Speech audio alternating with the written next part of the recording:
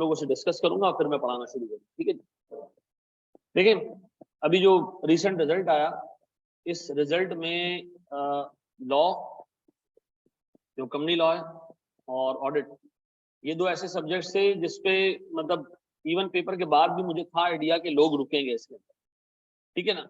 अच्छा कि अगर आप किसी भी बंदे से पूछे ना कि ऑडिट का पेपर कैसा आया था, वो आपसे कहेगा बेहद आसान था, ऐसा पेपर ही नहीं था कि जिसमें रुकते हम, ठीक है। लेकिन हम रुक गए और as low as 30 marks 32 marks पे भी रुके। तो सर ऐसा क्या हुआ कि मैं ये समझता हूँ कि मैंने सारी चीजें सही लिखी, उसके बावजूद मैं फेल हो गया, ठीक है जी। या कुछ ऐसे एक्सट्रीम पे भी बच्चे मिले कि यार वो सारी केस स्टडीज तो मुझे बेहद मजे से समझ में आ गई, सर मैं जब लिख रहा था तो मुझे उस वक्त फील हो रहा था कि यार कहीं ऐसा तो नहीं है कि मेरी ये चीजें एग्जामिनर को समझ में ना आए, क्योंकि मैं बहुत जनरल इंग्लिश लिख रहा था। ये मैं सारी ऑब्जर्वेशन आपसे डिस्कस कर रहा हूँ जो मैंने अभी पिछले 1-1.5 हफ्ते के अंदर बच्चों से सुनी है, ठीक है जी। फिर मेरा बैठना हुआ कुछ अच्छे स्टूडेंट्स के साथ भी, जिनमें एक बच्चा जिसका गोल्ड मेडल आया, ठीक है जी, उसके साथ भी बैठना हुआ, वो स्टूडेंट था हमारा। उससे मैंने पूछा, मैंने कहा भाई क्या ऐसा तूने मतलब किया, क्योंकि ये तकरीबन हमारा ये 5वां बैच है और अल्हम्दुलिल्लाह हमारे 2 गोल्ड मेडल हो गए, लेकिन ये रेलेवेंट नहीं है। रेलेवेंट ये है कि एक एवरेज बच्चा पास हो रहा है नहीं, ठीक है। उस बंदे से मैंने एक चीज पूछी कि यार ऐसा क्या तू करता है कि जिससे तुम्हारा ये इतना जबरदस्त रिजल्ट आया। आप यकीन करें उस बच्चे ने जो चीजें मुझे बोली है ना, एग्जैक्ट ये वही चीजें हैं जो मैं समझता हूँ शुरू से एज अ स्टूडेंट, मतलब स्टूडेंट भी था उस टाइम से मैं समझता हूँ कि यार ये चीजें बच्चे के लिए बहुत रेलेवेंट है। नंबर 1 सबसे इंपॉर्टेंट चीज, एक कंफ्यूजन लोगों के जहन में कि मुझे ऑडिट याद करना है या मुझे ऑडिट समझ, ठीक है जी। ये दोनों एक्सट्रीम्स बहुत पथेटिक है कि आप सारी चीजें याद कर लो, पता आपको कुछ भी नहीं हो, ठीक है। बहुत सारा टाइम मैं याद करने पे लगा दूं, केसेस एक भी ना करूं। अब मैं आपको आज बता रहा हूँ आप फेल हो जाए, क्योंकि नॉलेज तो आपके पास और अल्फाज आपने जमा कर लिए, अप्लाई करने की प्रैक्टिस नहीं की, फेल। फिर एक कौम ऐसी होती है कि मैं क्लास में पढ़ा रहा हूँ, मैं 2-3 चीजें मैंने आपको पढ़ाई और आपको केस दे दिया करने कि करो भाई इस केस को, अपने दिमाग को लगाओ इसको। आप वो केस समझ तो लोगे, लेकिन चूंकि आपने अल्फाज याद नहीं किए, मैं जहन में नहीं आपके, ठीक है, इवन मैं अभी आपको पढ़ा भी दूं, आप उतने कन्विक्शन से चीजों को नहीं लिख पाओगे। तो दूसरा एक्सट्रीम वो है कि जो सिर्फ केस स्टडी सॉल्व किया जा रहा है, चीजों को रीड करके लेक्चर देखने के बाद, और अपने अल्फाज जो लिख के आने मोटे मोटे अल्फाज वो याद नहीं कर रहा। इन दो एक्सट्रीम्स के बीच में ऑपरेट करना है। मैंने अपनी जिंदगी में जितने थ्योरी के पेपर्स दिए, मैंने उसमें कोशिश की कि यार मैं चीजें याद करूं, ताकि जब मैं लिख रहा हूं ना तो मेरे पास अल्फाजों का एक जखीरा होना चाहिए, ठीक है जी। मैं ऑडिट प्रोसीजर्स अगर मैं लिख रहा हूं, या मैं से मिसाल के तौर पर कोई लिस्ट लिख रहा हूं, या मैं कोई रिस्क आइडेंटिफाई कर रहा हूं, या मैं रिस्पॉन्सेज लिख रहा हूं, तो सर मुझे एटलीस्ट पता होने चाहिए कि यार ये 5-6 पॉइंट्स हैं, उसमें एक आध मेरे जहन से स्लिप हो जाएगा, लेकिन बाकी तो मैं लिख के आ जाऊंगा ना। सारा मसला ये है कि यार लोग इन दो एक्सट्रीम्स पे ऑपरेट कर रहे होते हैं, और जब पेपर देने जाते हैं तो जिससे फुल रटा मारा होता है, उससे केसेस सॉल्व नहीं हो रहे होते हैं, जिससे केसेस सॉल्व किए होते हैं। सवाल में ये थोड़ी, एग्जाम में थोड़ी हो कि एग्जैक्ट वही केस आपको दे रहे जो आप घर से करके गए, अब उसको लिखने के लिए आ गया, वो प्रोसीजर नहीं ड्राफ्ट कर पा रहा, क्यों? जहन में मवाद ही नहीं है। मैं आपको रिक्वेस्ट करूंगा कि जो चीज आप पढ़ो, घर जाओ देन एंड देयर उसको याद कर लो। याद करने का हरगिज मतलब वर्ड टू वर्ड याद करना नहीं है, ठीक है जी। याद करने की मिसाल ऐसी है कि मैं आपसे पूछूं जी, किन लोगों को कंफर्मेशन नहीं भेजनी चाहिए, ठीक है जी। आपने 4-5 पॉइंट्स याद कर लिए जहन में। किन लोगों को कंफर्मेशन भेजनी चाहिए, ये 4-5 पॉइंट्स आपके जहन में। नेगेटिव कंफर्मेशन कब भेजनी चाहिए, ये 4-5 पॉइंट्स आपके जहन में, ठीक है जी। मैं आपसे कहूं जनाब, अगर कंफर्मेशन का जवाब नहीं आया तो ऑल्टरनेटिव प्रोसीजर्स क्या है, ये 4-5 पॉइंट्स आपके जहन में। याद किए बगैर ये सब्जेक्ट नहीं निकलेगा। अनफॉर्चुनेटली हमारे इस प्रोफेशन को समझता ही नहीं है कोई। हमारे प्रोफेशन में डिसीजन मेकर्स नहीं है, ये दिमाग में डाल दो। हमें यूज किया जाता है एज अ नॉलेज बेस। आपको कभी भी कंपनी का चीफ एग्जीक्यूटिव बिठा के डिसीजन मेकिंग में इन्वॉल्व नहीं करेगा, लेकिन हाँ जब डिसीजन ले लेगा तो आपके पास आएगा कि बताओ ये कानूनी तौर पे अलाउड है या नहीं है, बताओ इसकी टैक्स की क्या इम्प्लीकेशंस हैं। वो आपको टेक्निकली इन चीजों के नहीं रखा हुआ है कि उसके यहाँ पे वो डिसीजन मेकिंग काम नहीं। हाँ भाई ये चीज लॉ में अलाउड है या नहीं, अब लॉ याद नहीं आता, वो तो हमने रीड किया था सर। आपको पता होना चाहिए कि जी लॉ में किस जगह पे क्या लिखा हुआ है, ठीक है जी। ये मैं आपको क्रूअल फैक्ट्स बता रहा हूँ इस प्रोफेशन के, नहीं याद करोगे नहीं होगा पास, और खाली रट्टा मार के गए। और नहीं के केसेस मैं आपको बता रहा हूँ, जितने मार्क्स अभी है ना उससे ज्यादा कम मार्क्स है, बुरे तरीके से फेल हुए। तो दो एक्सट्रीम्स के बीच में हम ऑपरेट करेंगे। जो मैं कराऊंगा क्लास में आप कराने की कोशिश करूंगा, सवालात हम क्लास में भी करेंगे और केसेस मैं आपको घर से करने के लिए भी दूंगा, ठीक है जी। दूसरी चीज, हम अपनी तैयारी की बुनियाद रखेंगे दो चीजों पे, जो मेरी ऑब्जर्वेशन है पर्सनल। सर जितने भी रिसेंट पास पेपर्स हैं तीनों P7 से इंस्पायर्ड। P7 समझते हो, एसीसी का एक पेपर है P7, उसके अच्छे खासे केसेस उसने उठा के पूछे, मैं उसको रखूंगा, बेंचमार्क रखूंगा सामने, ठीक है। दूसरी चीज, आप उठाओ लास्ट 3 अटेम्प्ट के पेपर, 4 अटेम्प्ट के पेपर्स, आपको एक सवाल पेपर में ऐसा नजर आएगा जो 2009, 10, 11, 12 इन 4 अटेम्प्ट के पास पेपर से निकला हुआ क्वेश्चन। तो आपने रिसेंट अटेम्प्ट के पास पेपर्स को करने आपने पुरानों को भी नहीं छोड़ना, वो भी आपने करने, ठीक है जी। तो सर मैं ये समझता हूँ कि यार जैसे हम लोग हिस्टोरिकली इस सब्जेक्ट को लेके चलते थे ना, मैं हफ्ते में 2-3 क्लासेस रखता था, 2-3 आकाश तक नहीं, अब मेरी क्लास रोज हुआ करती, रोज मैं क्लास लूंगा 1.25 घंटे की, ठीक है, 1.25 घंटे ज्यादा क्लास लूंगा, आपको रोज वो क्लास अटेंड करनी है। मैं आपको ये एश्योरेंस दे रहा हूँ कि कोई चीज आपकी ऐसी नहीं होगी जो वीक होगी।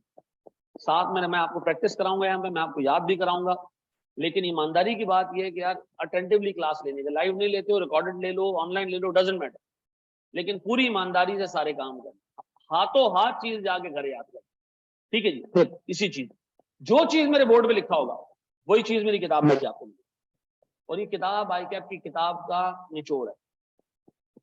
ICAP के क्वेश्चन बैंक के क्वेश्चन इसके अंदर शामिल है, पास्ट पेपर इसके अंदर शामिल है, बाकी अकाउंटेंसी बॉडी के क्वेश्चन इसके अंदर शामिल है। जो चीज यहाँ लिखी होगी वही किताब में लिखी होगी, जो पढ़ाऊंगा वही याद करना है, ठीक है जी। ऐसा नहीं है कि आप पढ़ कुछ रहे हो आसान अल्फाज, जब घर जाके किताब खोल रहे हो तो वो टेक्निकली इतनी डिफरेंट है उससे कि जाके आप परेशान हो गए एंड में कि ये पढ़ूं या मैं वो पढ़ूं, तो याद भी यहीं से करना, पक्का जी। अब यार देखो, मैं हिस्टोरिकली इस सब्जेक्ट को देखता हूँ ना, तो पिछली 3 अटेम्प्ट्स में से जो लास्ट वाली अटेम्प्ट से पीछे वाली 2 अटेम्प्ट्स है ना, बहुत आसान थी। खैर लास्ट वाली भी मुश्किल नहीं थी, लेकिन जो केसेस का नेचर है ना वो चेंज हुआ, ठीक है जी। मैं रिक्वेस्ट करूंगा, जो कराऊं घर जाके याद करो, जो केसेस दे रहा हूँ साथ साथ चलाओ। आप में से सिवाय उस बच्चे के जिसको माँ बाप की बदुआ है, ठीक है जी, और जिसने काम नहीं करना वो फेल होगा, बाकी मैं आपको ये अश्योरेंस दे रहा हूँ मतलब ये पेपर तुम्हारा फेल नहीं, ठीक है जी। लेकिन मसला ये होता है कि जब ऑडिट पढ़ाना शुरू करते हैं ना, तो शुरू में आपका जोश होता है, यार मैं पढ़ूंगा इस दफा, पढ़ूंगा इस दफा, पढ़ूंगा इस दफा, एक क्लास मिस होती है आपकी, फिर आप लगातार छुट्टियां करना शुरू करते हैं, ठीक है जी। मेरी आपसे रिक्वेस्ट है कि, और किसी सब्जेक्ट में बच्चे को नहीं कहता हूँ कि फिजिकल आओ, मैं आपसे कहूंगा ऑडिट में आओ, फिजिकल बैठो करो मेरे साथ काम में बैठ, ठीक है जी। अच्छा जी सर, एब्सोल्यूट एश्योरेंस तो बेटा किसी का बाप भी नहीं दे सकता, रीजनेबल तो दे सकता है ना। अच्छा जी सर, मैं जरा दोस्त हमने ना कंफर्मेशन का एक चैप्टर शुरू करना है, ठीक है, हम इसकी थोड़ी सी चीजें रेगुलर के साथ पढ़ चुके हैं, 2-3 स्लाइड्स के 2-3 पेजेस हम पढ़ चुके हैं, ठीक है जी। मैं स्टार्ट लूंगा यहाँ से सर, ठीक है ना, 3 स्लाइड्स हम ऊपर की देख चुके हैं। अच्छा मुझे एक चीज ये बताओ, ठीक है, 3 स्लाइड में हमने सिर्फ ये डिस्कस किया है कि, चलो मैं वैसे डिस्कस कर लेता हूँ 3 स्लाइड्स की चीजें। मुझे एक बात बताओ, क्या कंफर्मेशन भेजना डेटर्स को, बैंक्स को, लॉयर्स को, ठीक है जी, लीगल एडवाइजर्स को, जो जिनके पास हमारे प्रॉपर्टी के डॉक्यूमेंट्स पड़े उनको, सर ये क्या जरूरी है, जरूरी प्रोसीजर है, नेसेसरी प्रोसीजर है? नहीं सर, बिल्कुल भी नहीं, कोई ऑडिट प्रोसीजर कंपलसरी नहीं होता, ये याद रखना, नहीं ये याद रखना, ऑडिट प्रोसीजर कोई कंपलसरी नहीं है, ठीक है जी, सारे ऑप्शनल है। आपको जहां से जिस जगह से अच्छा ऑडिट एविडेंस मिलता है आपने वो काम करना है। कोई भी ये नहीं कह सकता कि जी फला फला कंफर्मेशन भेजना लाजमी है, नहीं भेजोगे तो ऑडिट नहीं होगा, नहीं ऐसा नहीं है, ठीक है जी। आगे हम एक चीज पढ़ेंगे, रिटर्न रिप्रेजेंटेशन। मैं आपसे कहूंगा रिटर्न रिप्रेजेंटेशन क्लाइंट से लेना लाजमी है, आप कहोगे हाँ लाजमी है, रिप्रेजेंटेशन लेना एक ऑडिट प्रोसीजर का एक पार्ट है, ठीक है जी। कुछ ऑडिट प्रोसीजर ऐसे स्टेप्स ऐसे हैं जिसपे स्टैंडर्ड ने कहा है कि नहीं इसके बगैर ऑडिट नहीं हो सकता, कंफर्मेशन उसमें नहीं है, याद रखना। कंफर्मेशन भेजना क्या है, ऑप्शनल है, क्या है जनाब, इसीलिए तो स्टैंडर्ड का हेडिंग डली है कि कंफर्मेशन कब आप स्किप कर सकते हो, क्या कर सकते हो।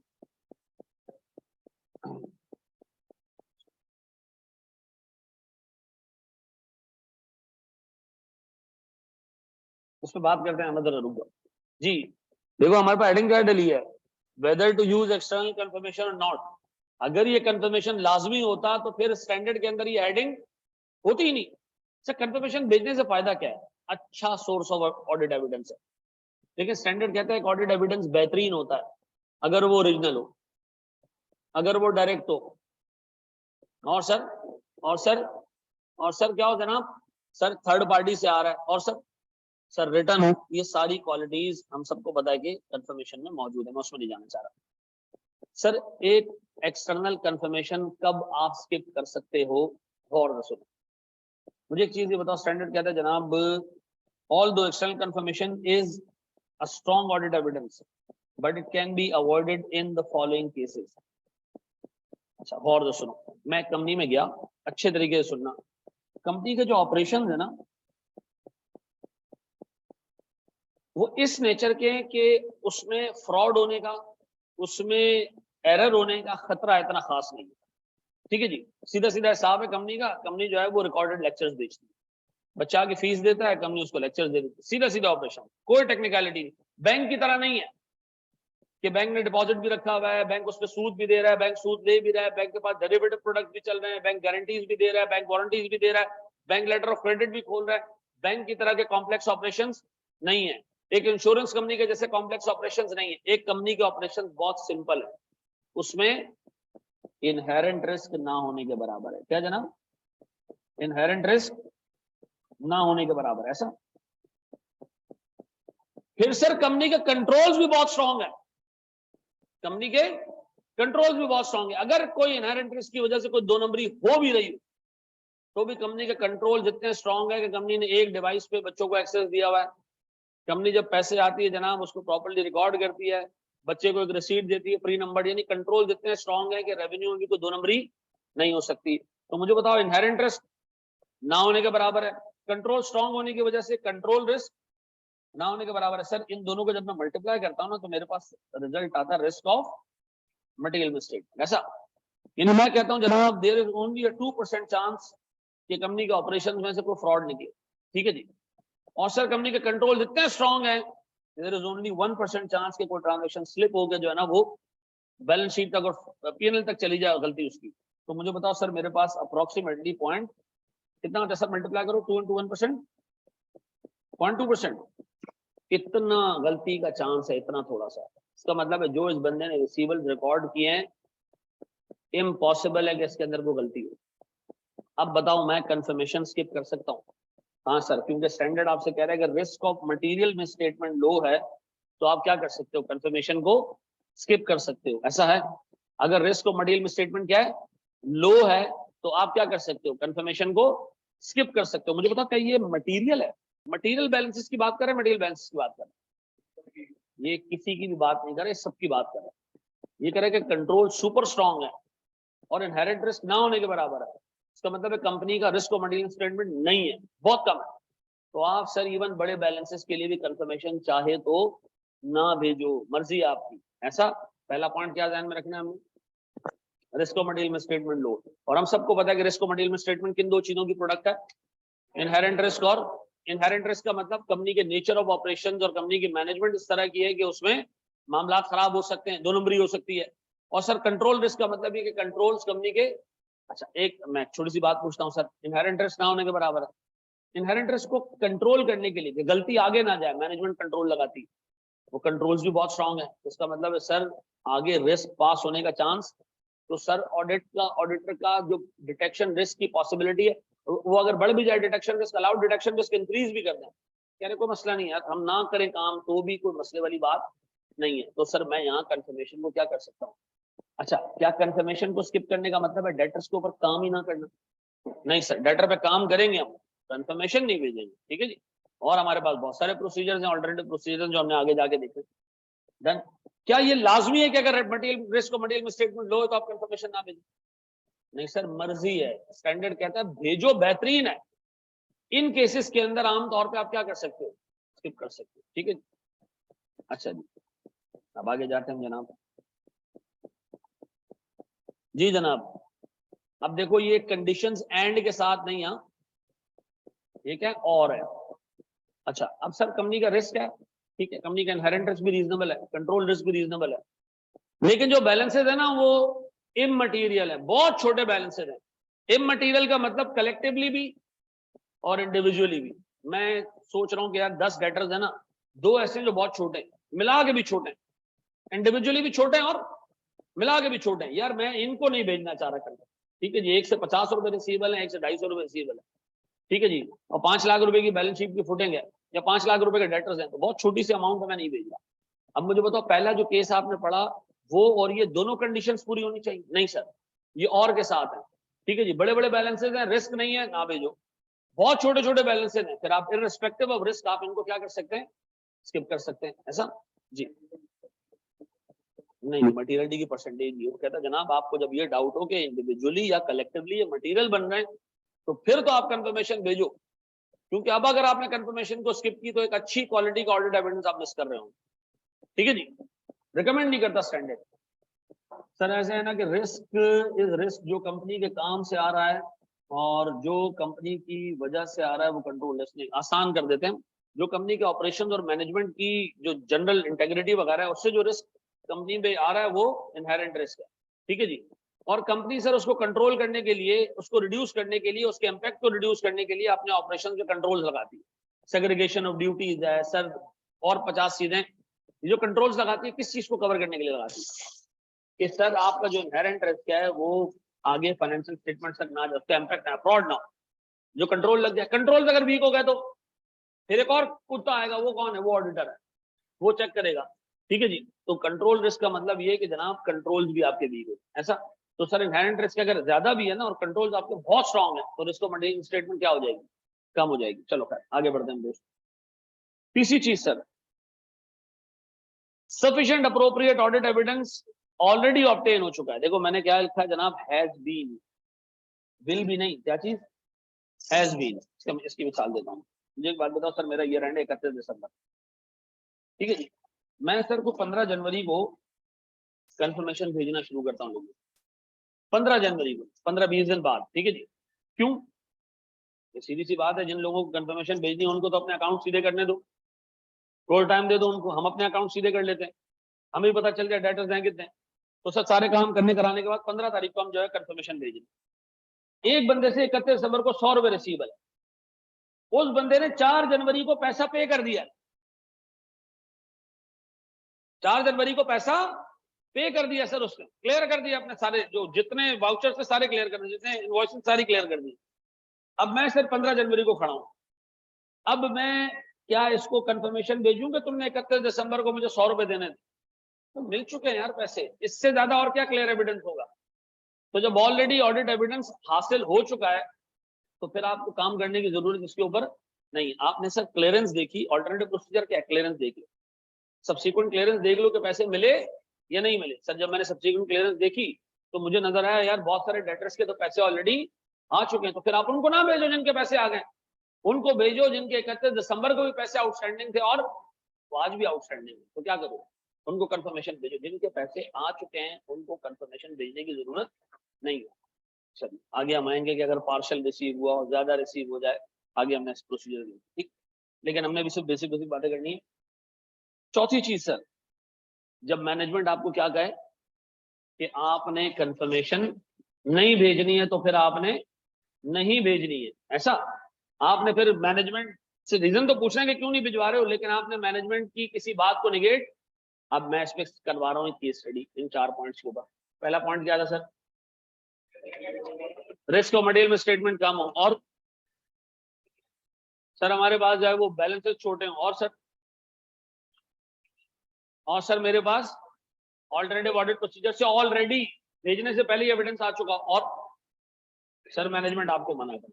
अब सुनो जरा एक चीज छोटी सी सर, सुनो, एक रिस्क मैट्रिक्स है, सुनो, एक रिस्क मैट्रिक्स है, और तो सुनना मेरे को। सर ये है मेरे पास बैलेंसेस, ये है मेरे पास रिस्क, ठीक है, गौर सुनो। सर रिस्क भी कम है, बैलेंसेस भी कम है, बैलेंस भी छोटा, रिस्क भी ना होने के बराबर, बैलेंस भी छोटा, रिस्क भी ना होने के बराबर। फ्रेंड कहते हैं इसको तो आप कंफर्मेशन ना भेजो तब भी काम चल जाएगा, ठीक है जी। यहाँ आप क्या कर सकते हो, स्किप कर सकते हो। सर बैलेंस बड़ा है लेकिन रिस्क छोटा है। सर अगर रिस्क बहुत ही छोटा है, रिस्क बहुत ही कम है, ठीक है जी, तो आप अवॉइड कर सकते हो। अदरवाइज यहाँ पर भी लोग सैंपल बेसिस पे कुछ ना कुछ कंफर्मेशन भेज देते, लेकिन स्टैंडर्ड कहता है कि इवन एक बड़ा बैलेंस भी है और risk of material misstatement significantly कम है, तो आप यहाँ पे भी क्या कर सकते हो, स्किप कर सकते हो। चाहो तो कंफर्मेशन भेज दो थोड़े से लोगों को। रिस्क ज्यादा है, बैलेंस छोटा है, सर यहाँ कंफर्मेशन आपने भेजनी है सैंपल बेसिस पे। सर रिस्क भी ज्यादा है, बैलेंस भी बड़ा है, इनको तो 100% आपने वेरीफाई करना है। ऐसा इनको आपने क्या करना है, 100% वेरीफाई करना है। ये मैट्रिक्स तुम्हारे पास बना हुआ होना चाहिए, ठीक है जी। हम्म। नहीं देखो मेरी बात सुनो, अगर तुम्हारे पास रिस्क ज्यादा है ना और बैलेंस छोटा है तो जनरली लोग इसको सैंपल बेस पे भेज देंगे, ठीक है, लेकिन आप यहाँ पे भी स्किप कर सकते हो, वो टेंशन वाली। क्या मैं यहाँ पर भी स्किप कर सकता हूँ इधर? भाई आपकी मर्जी, अगर आपने ऑल्टरनेटिव प्रोसीजर से चीजें ले ली हैं तो आप यहाँ पे भी नहीं भेजो, ठीक है जी। हम तो बात करें जनरली लोग क्या करते हैं, प्रैक्टिकली लोग क्या करते हैं, ठीक है जी। प्रैक्टिकली क्या होता है, छोटे और अच्छे कंट्रोल वाली जगहों पे बैलेंस भी छोटा, कंट्रोल भी अच्छे, स्किप कर दो। बैलेंस बड़ा है, कंट्रोल बहुत स्ट्रांग है, इक्का दुक्का को भेज दो, कोई टेंशन नहीं है। फिर बैलेंस छोटा है, रिस्क बहुत ज्यादा है, बोगस डेटर्स का वो होता है, मसला होता है, तो हम क्या करते हैं, यहाँ पे भी एक आध को भेज देते। और जो वो है बैलेंस भी बड़ा है, रिस्क भी ज्यादा है, तो अगर आपने इसमें कोई गलती की तो आपका पूरा जो है वो ऑडिट खराब हो सकता है। इतना बड़ा मसला आ सकता है कि आपकी बैलेंस शीट ओपिनियन खराब हो जाए, ओपिनियन खराब हो जाता है जी। अभी आ रहा है, सारा सारा सारा बड़े हम आगे। अब सुनो, ये चार चीजें ध्यान में। अब देखो एग्जामिनर सवाल कैसे पूछता है, बड़े मुझे ना आपका सिर्फ दिमाग चलाना है, ये चीजें याद होंगी ना आप लिख लोगे कुछ ना कुछ।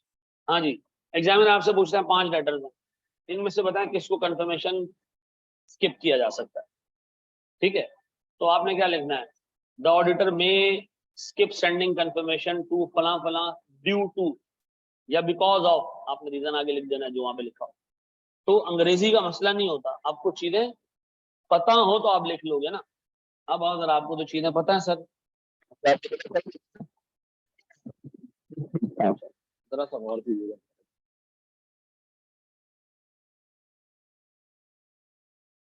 अब मैं जिससे पूछूंगा मैं जवाब उसने देना, ठीक है, तैयार हो?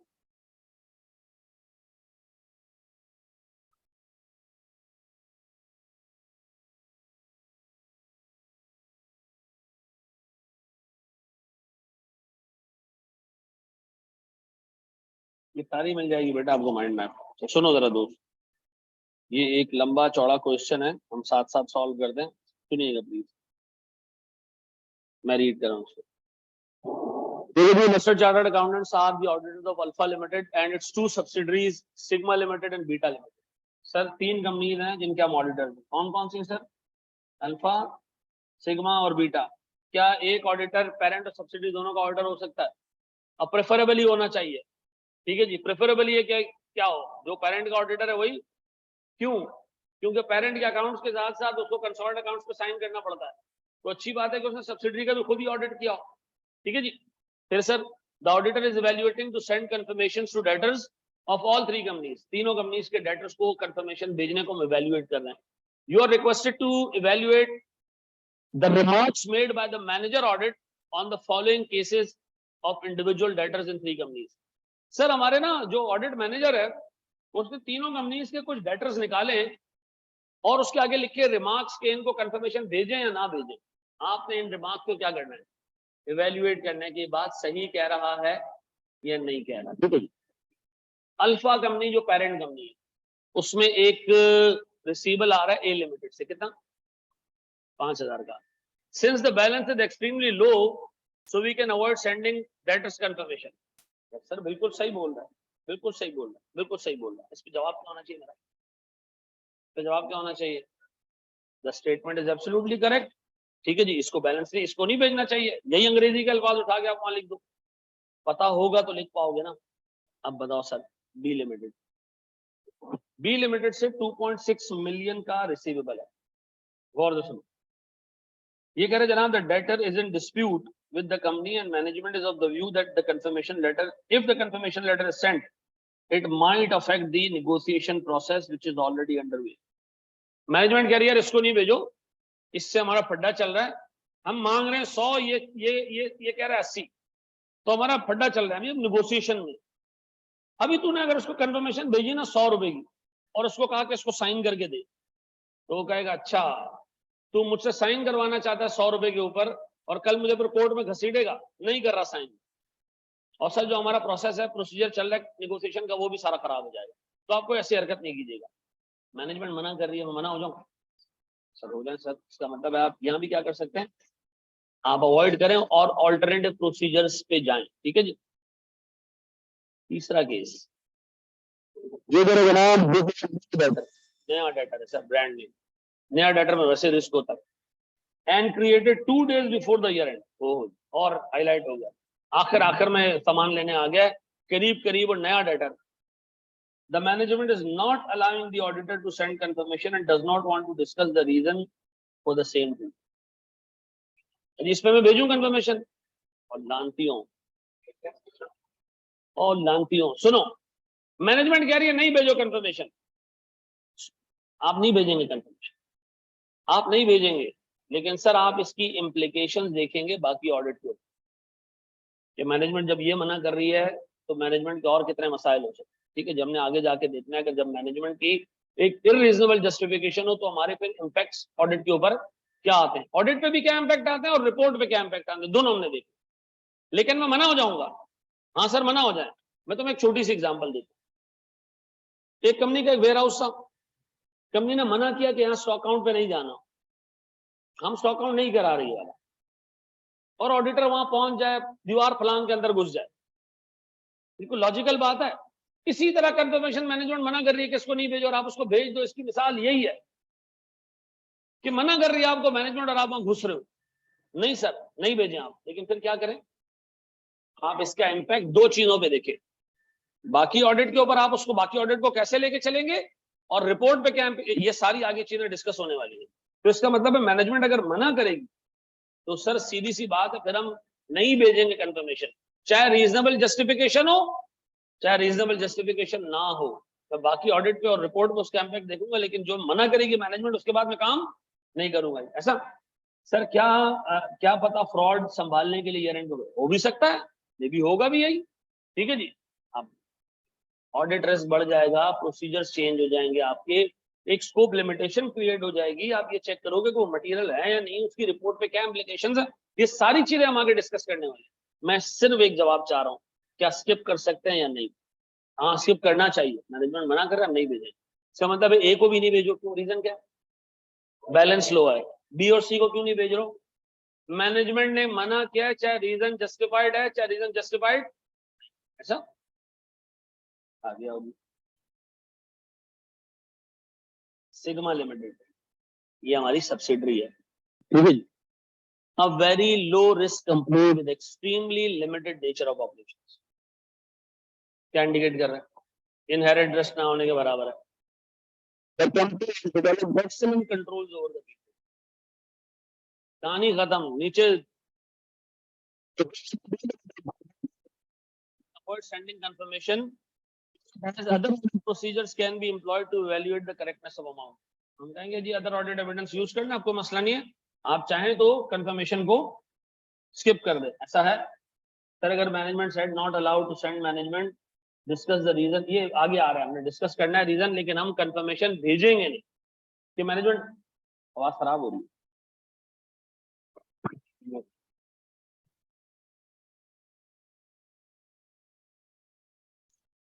अब आ रही है आवाज? मेरे प्यारे बच्चों क्या आ रही है आवाज? अब सही है, चलो।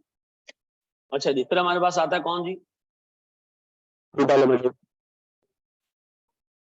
अब सुनो, बीटा लिमिटेड के ऑपरेशंस कॉम्प्लेक्स हैं, मल्टीपल सोर्सेज ऑफ रेवेन्यू है। इसका मतलब है सर इस पर ठीक ठाक जो है वो मामला आउट हो सकते हैं। ठीक है जी। ये कह रहे E limited 2.44, whole amount is collected just before the year end and the last invoice issued to the company have been verified during the cut off procedures. Skip कर सकते हैं? हाँ सर, क्योंकि अल्टरनेटिव प्रोसीजर से एक पूरी की पूरी अमाउंट हम जो है वो कलेक्ट कर चुके हैं, और हमने ये भी देख लिया कि कोई इनवॉइस मिस भी नहीं हुई। आखिरी इनवॉइस जो कट ऑफ में आ रही है, कट ऑफ समझते हो ना क्या होता है, आप ये चेक करते हो जी इनवॉइसेज जो हमने जो इशू किए हैं, जो सेल्स की इनवॉइसेज हैं, आखिरी इनवॉइस जो इस ईयर में आ रही है, उसकी अगली इनवॉइस अगले साल में जानी चाहिए, उसकी सेल्स पिछले साल में नहीं आनी चाहिए। तो हमने कट ऑफ प्रोसीजर में इसकी सारी इनवॉइसेज भी वेरीफाई कर ली है। इस आखिरी इनवॉइस के बाद जो इनवॉइसेज आई वो नेक्स्ट ईयर, उससे इसका कोई ताल्लुक नहीं है। फिर एफ लिमिटेड, इसको भेजे नहीं भेजे, स्किप कर दें सर, कोई मसला नहीं, ऑर्डर टू प्रोसीजर से काम हो चुका है। 2.49 2.5 मिलियन में से 2.49 कलेक्ट हो चुका है just after the year and. Remaining will be collected in a months time. चलिए को याद रखो, जब ऑल्टरनेटिव ऑडिट प्रोसीजर से एक अमाउंट कलेक्ट हो चुका है ना, तो जो बाकी रह गया उस पर प्रोसीजर अप्लाई होने चाहिए, उस पर कंफर्मेशन जानी चाहिए। तो उस पर क्या करना चाहिए? वेरी गुड सर, इसकी अमाउंट कटने के बाद इममटीरियल बच चुकी है, तो आप इसको इममटीरियल के चक्कर में क्या कर सकते हैं? स्किप कर सकते हैं। ऐसा ऊपर वाले को स्किप इसलिए कर दो कि ऑल्टरनेटिव प्रोसीजर से पूरा एविडेंस मिल गया, नीचे वाले को इसलिए स्किप किया हमने कि ऑल्टरनेटिव प्रोसीजर्स के बाद जो रिमेनिंग बैलेंस बचा है वो ना होने के बराबर है, वो इममटीरियल है, वो छोड़ सकते हैं। ऐसा अब आखिरी में पढ़ो, intra group receivables and payables. Subsidiary और पेरेंट का भी एक दूसरे रिसीवेबल पेबल है ना, ठीक है जी।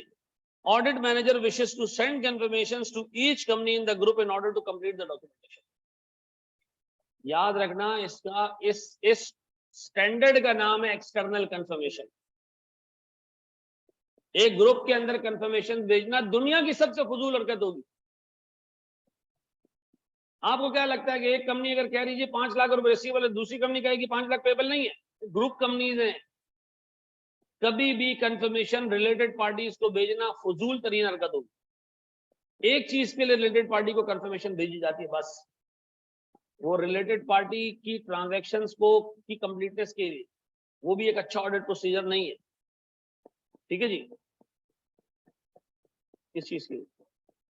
आपस में जो एक दूसरे से रिसीवेबल पेबल होता है उसको ऑल्टरनेटिव प्रोसीजर्स अप्लाई करते हैं, और वैसे भी कंसोलिडेशन में कैंसिल आउट हो जाता है। कंसोलिडेटेड बुक्स के लिए रिस्क भी नहीं है, क्योंकि वापस में क्या हो जाएगा? कैंसिल हो जाएगा, ठीक है जी। मसला जब आता है जब एक्सटर्नल का हिसाब किताब और इंडिविजुअल अकाउंट्स के लिए हमें क्या करना पड़ेगा? ऑल्टरनेटिव प्रोसीजर्स एम्प्लॉय करने पड़े, ठीक है जी। सर अगर मैनेजमेंट कंफर्मेशन से मना करेगी तो स्कोप लिमिटेशन होगी, डेफिनेटली जी।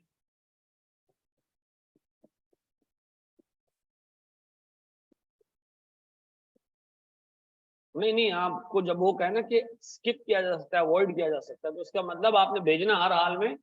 वो कह रहे हैं किन केसेस के अंदर ऑर्डर छोड़ सकता है, तो हम कहेंगे छोड़ सकता है। हम ये नहीं कहेंगे कि छोड़ना चाहिए, हम क्या कहेंगे? कैन अवॉइड, ठीक है जी, छोड़ सकता है, उसकी मर्जी।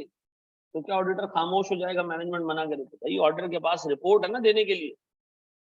आप एक कंपनी में गए, उसने कहा हमारे 2 डेटर्स हैं, एक से 2 रुपए रिसीवेबल है, एक से 2 करोड़, 2 रुपए वाले को भेज दो, 2 करोड़ वाले को नहीं भेजने दे रहा, तो क्या हम लड़ाई करना शुरू कर दें? हम कहेंगे ठीक है, फिर हमारे पास भी एक रिपोर्ट है, उस रिपोर्ट में हम जो लिखे हमारी मर्जी है, ठीक है जी। अगर स्कोप लिमिटेशन है और वो मटेरियल है तो आप क्वालिफाई कर दें रिपोर्ट, और अगर वो परवेसिव है, ह्यूज अमाउंट है सर, बैलेंस शीट का कोई 50-60% है, तो ओपिनियन ही नहीं दूंगा ना मैं। डिस्क्लेमर का मतलब है ओपिनियन ना देना। मैं कहूंगा मैंने कुछ देखा ही नहीं है तो बताऊं क्या कि है क्या। ओपिनियन देना तो आप ओपिनियन दे दो, सब सही है सिवाय एक चीज के, सिवाय 2 चीजों में। डिस्क्लेमर में क्या होता है? नहीं, मैं ओपिनियन ही नहीं दे सकता, उससे मुझे आधी से ज्यादा चीजें दिखाई नहीं है, ऐसा। अब मुझे एक बात बताओ, इन सारी चीजों में आपने जो याद करने वाले पॉइंट्स हैं वो क्या है? सर एक इममटीरियल बैलेंस हो, आप स्किप कर सकते हो। सर बहुत स्ट्रॉन्ग कंट्रोल और ना होने के बराबर इंटरेस्ट को रिस्क मैनेजमेंट स्टेटमेंट लो, वहां आप स्किप कर सकते हो। तीसरी चीज, ऑल्टरनेटिव प्रोसीजर से कंफर्मेशन भेजने से पहले ही जो है वो ठीक ठाक ऑडिट एविडेंस मिल गया है, ऑल्टरनेटिव प्रोसीजर से काम चल गया है, तो आप कंफर्मेशन स्किप कर सकते हो। चौथी चीज, मैनेजमेंट मना कर रही है तो रीजन जस्टिफाइड हो अनजस्टिफाइड हो, आपको स्किप करना, ठीक है जी। अब बताएं जी, अच्छा मुझे बताएं, बहुत टेक्निकल सवाल, इन 4 केसेस में कंपलसरी स्किप कब करना? जब मैनेजमेंट कहे कि नहीं करो तो आपने नहीं करना, और ऊपर 3 केसेस में रिकमेंडेशन है कि आप चाहो तो ना भेजो, मर्जी है, ठीक है। बढ़ जाए हम आगे, याद रहेगा भैया ये इंशाल्लाह सर, इंशाल्लाह। जिस काम को नहीं करना होता ना उसके लिए हम क्या कहते हैं? इंशाल्लाह जी। एक होता है इंशाल्लाह वाकई नेक नियत से कहना, मैं वाकई यार मेरा दिल है मैं करूँगा। एक होता है कि बस इंशाल्लाह इंशाल्लाह, इंशाल्लाह का मतलब है मैं तो करूंगा नहीं, अल्लाह करवा ले तो एक अलग बात है। जैसे पाकिस्तान के सेमीफाइनल में पहुंचा, ठीक है, हमने तो कुछ नहीं करना। देखो सुन लो, क्या ये क्वेश्चन किताब में नहीं है, मैं आपको बताता हूँ सर। मैं ये पूरी जो है वो सीए फाइनल के लिए चीजें तैयार कर रहा होता हूँ, वहां से मैं चीजें देखता हूँ, 4-5 सवाल मिला के एक क्वेश्चन आपके लिए खुद बना दूँ, ठीक है जी। ACC P7 की चीजें देखता हूँ, 4-5 चीजें मिलाई आपके लिए मैं सवाल बना के दे दूंगा, जो सवाल होंगे क्लास में दे के जाऊंगा आप, ये शायद किताब में ना हो, ठीक है जी। क्योंकि मैं इस अटेम्प्ट में इस रोज क्लास रखने का ऑब्जेक्टिव ये है कि यार इस सब्जेक्ट को मैं टाइम देना चाह रहा हूँ तरीके से। हफ्ते में 2-3 क्लासेस से नहीं हो पाएगा, तो वो सिर्फ खाना पूरी होगी, ठीक है। मैं देना चाह रहा हूँ वक्त, तो थोड़ा सा आप लोगों को मेरे साथ इसमें कॉपरेट भी करना, ठीक। तो ये सवाल मैं आपको ग्रुप पे दे दिया करूँगा, ग्रुप पे क्या ये प्रेजेंटेशन आपको दे दूंगा।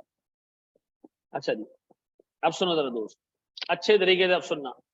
अब ऑडिटर ने पहला काम क्या करना है, डिसाइड करना है कि मैं कंफर्मेशन भेजूं या ना भेजूं। ऐसा क्या फैक्टर्स हैं जब वो डिसाइड करेगा मैं कंफर्मेशन भेजूं या ना भेजूं। अभी मैंने बताया कि कंफर्मेशन हर जगह भेजनी है सिवाय 4 दिन। अभी हमने डिस्कस किया, सवाल घुमाया बंदा बोल दो। मैंने क्या अपनी, मैंने भी क्या कहा, ऑडिटर डिसाइड करे कंफर्मेशन भेजूं या ना भेजूं, पता है किन फैक्टर्स को वो कंसिडर करेगा। सबसे पहले सर बैलेंस को, लो बैलेंस है तो वो शायद स्किप कर दे। रिस्क को, अगर सर रिस्क ना होने के बराबर है तो रिस्क सिर्फ स्किप कर देगा। Already audit procedure, already alternative audit procedure से एविडेंस मिल चुका है तो स्किप कर देगा, और मैनेजमेंट अलाउ नहीं करेगी तो वो स्किप कर देगा। ऐसा सवाल थोड़ा सा चेंज हुआ, बोल्ड, ऐसा याद रहेगा आपको है। किसने याद नहीं उससे क्या, अच्छा चलो तुम्हारे घर पे आगे से बताया था ना तुम्हें। यहाँ देख लो। अब बताओ कंफर्मेशन भेजना है नहीं भेजना, आपने डिसीजन ले लिया कि मैंने कंफर्मेशन भेजना है, ठीक है जी। गौर सुनना, मैंने कंफर्मेशन भेजना है, पता है किन 3 चीजों को देखते हुए, रिस्क, बैलेंस और ऑलरेडी ऑब्टेन्ड ऑडिट एविडेंस। चौथे को नहीं देखा मैंने, 3 को देख लिया। इसके बाद मैंने डिसाइड किया कि मुझे कंफर्मेशन को डिजाइन करना। डिजाइन करने का मतलब फॉर्मेट क्या होगा, उसके अंदर क्या आएगा, साइन किससे करवाना है, लिफाफा कौन सा यूज करना है, भेजना कैसे, ये सारे काम, ठीक है, सोच लिए मैंने, ये सारे काम सोच लिए। पहले डिसाइड किया, 3 चीजों को देखते हैं। किन 3 चीजों को, रिस्क, बैलेंस की अमाउंट यानी मटीरियलिटी, और तीसरी चीज ऑलरेडी ऑडिट एविडेंस कितना ऑब्टेन हो चुका है, ठीक है जी। इसके बाद मैंने डिसाइड किया, मैं कंफर्मेशन बना ली, ठीक है, या मैंने डिजाइन सोच लिया कि मैंने बनाना कैसे। अब मैं गया इसके बाद मैनेजमेंट का, भेजूं या ना भेजूं, भेजूं या ना भेजूं। मैनेजमेंट या तो अलाउ करेगी या अलाउ नहीं करेगी। अगर अलाउ करेगी तो मैं भेज दूंगा, तो क्या होगा, या तो रिप्लाई रिसीव होगा या रिप्लाई रिसीव नहीं होगा। रिप्लाई रिसीव हो गया तो बस हो गए काम, नहीं सर, रिप्लाई में चेक करूंगा कि वो रिलायबल है या नहीं है। क्या मतलब, मे बी कंपनी की मैनेजमेंट ने जो कंफर्मेशन कलेक्ट कर ली हो और ला के मुझे दे देंगे, सर ये देखें इतनी खूबसूरत फाइल में लगा के आपको दे रहे हैं। हम कहेंगे आपने इसको अब क्या कर दिया, इसको आपने छू लिया तो अब ये किसी काम की नहीं हो, ये अब पवित्र नहीं रही, ठीक है जी। तो हमें क्या, कौन सी कंफर्मेशन चाहिए, जिसको मैनेजमेंट का हाथ भी, तो सर रिलायबिलिटी आप चेक करोगे रिलायबल है या नहीं है। और सर अगर रिलायबल है तो या तो आपके बैलेंसेस मैच होंगे, और अगर बैलेंस मैच हो गया तो कहानी खत्म, यस सर। लेकिन मैच नहीं होंगे तो भी कहानी खत्म, खराबी है नहीं सर, फिर हम फर्दर ऑडिट प्रोसीजर्स करेंगे ये चेक करने के लिए कि बैलेंसेस क्यों मैच नहीं कर रहे हैं। ऐसा, अब बताओ ऑडिटर ने कहां से शुरू किया, कंफर्मेशन भेजूं या ना भेजूं, किन 3 फैक्टर्स को देखा, रिस्क, मटीरियलिटी और ऑल्टरनेटिव ऑडिट प्रोसीजर से ऑलरेडी मिला हुआ एविडेंस, ठीक है जी। उसके बाद उससे क्या किया, कंफर्मेशन को डिजाइन किया, ठीक है जी। सोचा कि मैं कंफर्मेशन में क्या क्या डालूं। अब मैनेजमेंट के पास आया, मैनेजमेंट से इजाजत मांगी, या तो मैनेजमेंट ने इजाजत दी, नहीं दी तो नहीं भेजेगा, ठीक है जी। सर इजाजत दे दी तो सर वो भेज देगा, रिप्लाई आएगा या नहीं आएगा, रिप्लाई नहीं आया तो क्या होगा वो हमने आगे देखना है। रिप्लाई आ गया तो वो रिलायबल होगा, रिलायबल नहीं होगा, ठीक है जी। और अगर सर रिलायबल रिप्लाई आ गया तो बैलेंस मैच करेगा या बैलेंस मैच करेगा तो कहानी खत्म। अब सुनो सुनो, मैनेजमेंट अलाउ नहीं करेगी तो क्या करेगा ऑडिटर, ये हमने अलग पढ़ना है। रिप्लाई नहीं आया तो ऑडिटर क्या करेगा, ये हमने अलग से पढ़ना है। रिप्लाई आ गया रिलायबल नहीं है तो क्या करना है, ये हमने अलग से पढ़ना है। रिलायबल आ गया, रिप्लाई रिलायबल है लेकिन बैलेंसिंग मैच नहीं कर रहा तो ऑडिटर ने क्या करना है, ये हमने अलग से पढ़ना है। इसका मतलब है ये पूरा चार्ट बना हुआ है सामने आपके कि कब कब ऑडिटर ने सिस्टम से हट के, मेन थीम से हट के काम करना है। पहली चीज, मैनेजमेंट अलाउ नहीं कर रही, फिर आपने देखना है कि आपकी जिम्मेदारियां क्या है। मैनेजमेंट ने अलाउ किया, आपने कंफर्मेशन भेज दी, जवाब नहीं आया, अब आपकी जिम्मेदारियां क्या है। जवाब आ गया रिलायबल नहीं है, अब आपकी जिम्मेदारियां क्या है। जवाब आ गया रिलायबल भी है, बैलेंस मैच नहीं कर रहा, अब आपकी जिम्मेदारियां क्या है। ये सारे ऑफ टूर जो आप देख रहे हो ना, जिसमें ऑडिट एविडेंस नहीं मिल रहा, तो आपने क्या करना है, हर एक के प्रोसीजर्स अलग हैं और हर एक का लेवल ऑफ कंसीक्वेंस अलग है। कौन सा कंसीक्वेंस रिपोर्ट पे जा रहा है, कौन सा ऑडिट पे जा रहा है, ये आपने सारे देखने। ठीक है जी, कुछ के कंसीक्वेंसेस सिग्निफिकेंट है, जैसे मैनेजमेंट अलाउ नहीं कर रही है और बैलेंस भी मटेरियल है, तो फिर हम क्या करेंगे, रिपोर्ट हिट करेंगे। ठीक है जी, और बाकी ऑडिट के ऊपर भी उसके इम्पैक्ट देखेंगे कि मैनेजमेंट क्यों अलाउ नहीं कर रही, बाकी चीजों को भी देख लो। तो याद रखना, ये जो बाकी की चीजें है ना, इस पे ध्यान देना। एग्जामिनर कभी भी सीधी चीज नहीं पूछता, वो पूछेगा जी रिप्लाई नहीं आया, बताएं ऑडिट प्रोसीजर्स क्या होंगे, और रिप्लाई नहीं आया इसके इम्पैक्ट्स बता दें क्या क्या होंगे, अगर ऑडिट एविडेंस नहीं मिला, और अगर मिल गया तो क्या होगा। ये सारी चीजें आपने देखनी है, मैं फिर रिपीट कर दूं। मैनेजमेंट अलाउ ना करे, रिप्लाई ना आए, रिप्लाई आए रिलायबल ना हो, और आने के बाद अगर मैच नहीं कर रहा, इन सब का ऑडिटर की जिम्मेदारियां क्या क्या है और उनके कंसीक्वेंसेस क्या क्या। ठीक है जी, ये हमने सारे आगे देखे। पक्का बढ़े हम आगे, ये अलग अलग चैप्टर में नहीं, इसी चैप्टर में पढ़ेंगे हम। ये हमारी तकरीबन 7-8 क्लासेस के ऊपर लगेंगी। चलो जी, अब हम देखने जा रहे हैं सबसे पहली चीज क्या थी, भेजना नहीं भेजना वो तो हमने देख लिया। अब हम क्या डिजाइन करने जा रहे हैं, कंफर्मेशन। क्या डिजाइन करने जा रहे हैं। अच्छा एक बात बताओ, मैं तुम्हें बता रहा हूँ जनाब, जैसे तुम मेंढक को ऐसे फाड़ोगे ना, उसके एक तरफ गुर्दे होंगे, दूसरी तरफ फेफड़े होंगे, इस तरह अगर मैं देखूंगा ना तो चीजें समझ में नहीं आएंगी, मुझे वाकई कंफर्मेशन देखनी पड़ेगी पूरी। तो अभी मैं डिस्कस करने जा रहा हूँ डिजाइन कंफर्मेशन का। मैं भी आपके सामने डिफरेंट ऑडिट फर्म्स की कंफर्मेशन रखूंगा, इससे फायदा क्या होगा। कंफर्मेशन आप देख लोगे, सवाल आ गया सर एक दफा कि कंफर्मेशन में गलतियां निकालो, तो अगर एक कंफर्मेशन देखी नहीं होगी तो गलतियां का कद्दू निकालोगे। ठीक है जी, तो जो चीज जो पार्ट कराता जाऊंगा, साथ में एक प्रैक्टिकल क्वेश्चन कराऊंगा या कोई प्रैक्टिकल चीज देता जाऊंगा। ठीक है, आगे बढ़ो जनाब। पहली चीज, डिजाइन कर रहे हो, एक एक कंफर्मेशन डिजाइन कर रहे हो। कंफर्मेशन डिजाइन करते हुए किन किन चीजों का ख्याल रखना है आप। ठीक है जी, बोर्ड पे देखो, चाचा छोड़ दे, लिख दे, इन क्लास जानू नॉट अवेलेबल, लिख दे हैं, उसको भाई को मैसेज कर रहा था।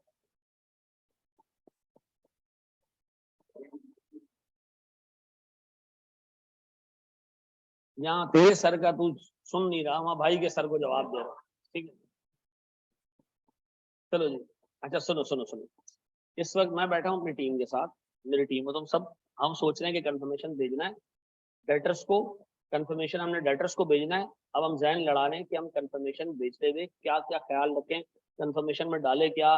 ठीक है जी, ये कंसिडरेशन है किन लोगों के लिए, डेटर्स की कंफर्मेशन ध्यान में रखना। ठीक है, नंबर 1, यार बनाए क्या, उसमें क्या क्या डालें, कंटेंट्स क्या क्या हो, वो तो हमने देखना है अभी, नाम हो, बैलेंस क्या क्या कंफर्म करना है, क्या क्या इन्फॉर्मेशन कंफर्म करनी है, ये सारी चीजें। ठीक है, ये हमने एक बंदे को काम दे दी, क्या नाम है बेटा तुम्हारा, तूबा जो है ना, ये काम देखेंगे कि जी कंफर्मेशन में क्या क्या चीजें हमने डालनी है। ठीक है, हर बंदे के लिए कंफर्मेशन का हिसाब किताब अलग होगा। ठीक है, दूसरी चीज, कब भेजनी है, 31 दिसंबर के फौरन बाद भेजनी है, 15 दिन बाद भेजनी है, 20 दिन बाद भेजनी है, डिपेंड करता है कि मैनेजमेंट आपको फाइनल लिस्ट ऑफ डेटर्स कब देती है। ठीक है जी, आमतौर पर फाइनल लिस्ट ऑफ डेटर्स 15 से 20 दिनों में मिल जाती है। अब सोचो तुम्हारे पास एक मैनेजमेंट आ रहा है नवंबर में, आप ऑडिट करने पहुंच जाते हो नवंबर के एंड। ठीक है जी, और मैंने डिस्कस किया, मैंने आपको बताया भी है कि जैसी ऑडिट पे आप पहुंचते हो तो आप मैनेजमेंट को बताते हो कि आप ऑडिट प्रोसीजर्स क्या क्या करोगे। ठीक है जी, ये याद रखना, ये मैनेजमेंट को हम बताते हैं कि हम क्या क्या ऑडिट प्रोसीजर्स करेंगे जो मैनेजमेंट से कंसर्न है। कंफर्मेशन भेजनी है तो मैनेजमेंट के लोगों ने साइन भी करना होगा। ठीक है, मैनेजमेंट से हमने अप्रूवल भी लेनी होगी। तो हम मैनेजमेंट को कह रहे हैं कि जी ईयर एंड के फौरन बाद हमने कंफर्मेशन भेज दी। उसने कहा sir hold on, year and के बाद ना इतना टाइम नहीं होगा, अगले 25 से 30 दिन 40 दिन टाइम नहीं होगा, क्योंकि हमारे पास एक इंटरनेशनल ऑर्डर आया हुआ है, हम उसमें फंसे हुए होंगे। पहले से बता दें, कंफर्मेशन भेजने का टाइम निश्ता, पहले भेज दो। तो हमने डिसाइड करना है कि हमने कंफर्म, अच्छा पहले भेज सकते हैं 31 दिसंबर से पहले कंफर्म, हाँ किसी और पीरियड के बैलेंस को आप कंफर्म कर सकते हैं, वो हमने भी आगे देखना है कि अगला स्टेप ही हमारा कि हमने क्या करना है। तो सर हमने मिसाल के तौर पे ये डिसाइड करना है कि भेजना कब है। अब आम तौर पे हम कंफर्मेशन भेजते हैं कब, ईयर एंड के कुछ 2-3 हफ्ते बाद, और अगर सर कोई मसला है तो उससे पहले भी हम भेज सकते हैं। मुझे बताओ सारी डिस्कशन किस दिन बैठ के हो रही है? जब हम ऑडिट में गए घुसे, नवंबर का एंड कह लो या नवंबर के मिड में हम गए, ठीक है जी, आगे आओ जी। अच्छा जी, तीसरी चीज सिलेक्शन ऑफ पार्टीज, किन पार्टीज को कंफर्मेशन भेजनी है। आपने तो अभी ये देख लिया ना कि एज अ होल कंफर्मेशन किन लोगों को नहीं भेज सकते हैं, मतलब किन लोगों को हमें नहीं भेजना चाहिए। अभी एक और लिस्ट पढ़ोगे कि जिनको कंफर्म भेजनी है, लाजमी भेजनी है। अब आपने डिसाइड कर लिया ना कि मैं कंफर्मेशन को यूज कर रहा हूँ, तो स्टैंड कहता है जब आपने डिसाइड कर लिया तो इन लोगों को आपने लाजमी भेजी।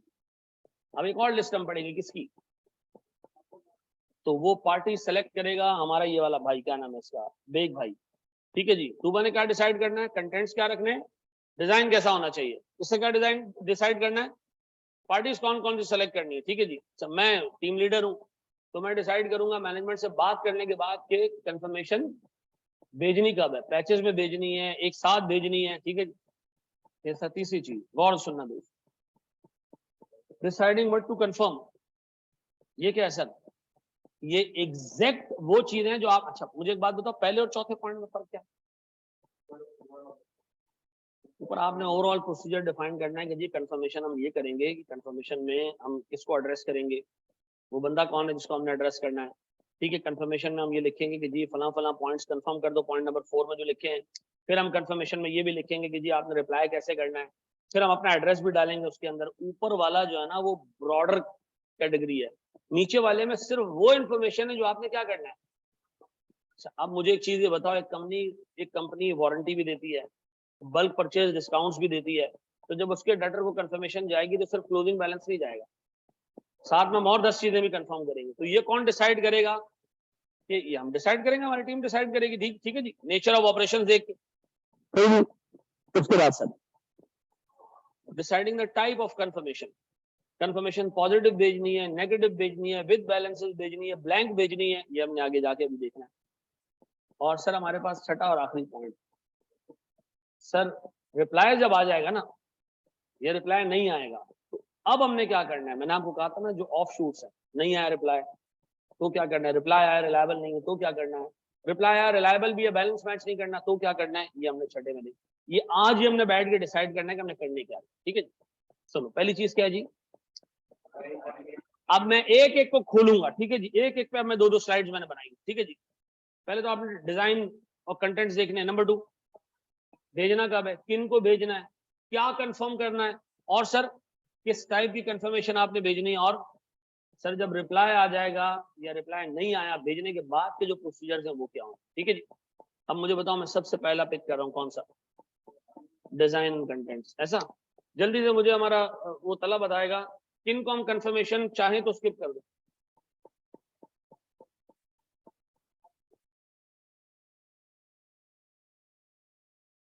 हाँ हम चाहे तो सबको स्किप कर दें, लेकिन अच्छा प्रोसीजर है तो हमें भेजना चाहिए लोगों को, और 4 को चाहे तो हम यहाँ स्किप भी कर सकते हैं, स्टैंड कहते छोड़ भी दो, कोई टेंशन नहीं।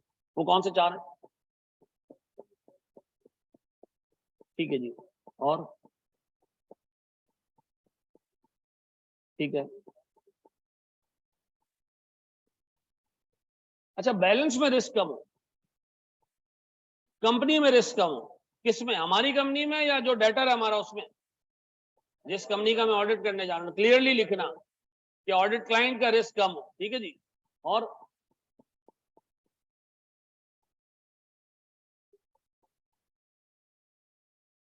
चलो जी वेरी गुड, देखो तुम लोग लिखते हो लेकिन चीजें छोटी छोटी क्या कर रहे हो बीच में, मिस कर रहे, कह रहे जी बैलेंस मटेरियल है, ठीक है मेक सेंस। फिर वो कह रहे जी बैलेंस पे रिस्क नहीं है, बैलेंस का रिस्क नहीं है, रिस्क किसका है, ओवरऑल कंपनी का रिस्क है, ठीक है जी। बड़े मांगे जी मेरे बच्चा,